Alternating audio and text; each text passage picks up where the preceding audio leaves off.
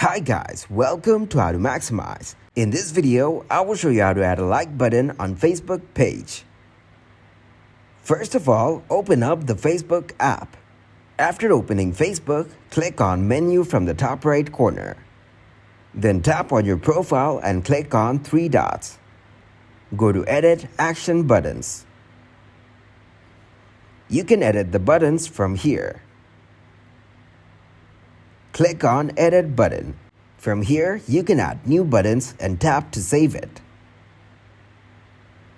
But as you can see, there's no option for like button here.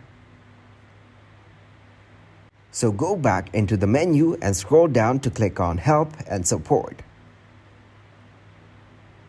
Then tap on Report a Problem. Press OK and click on Report Problem.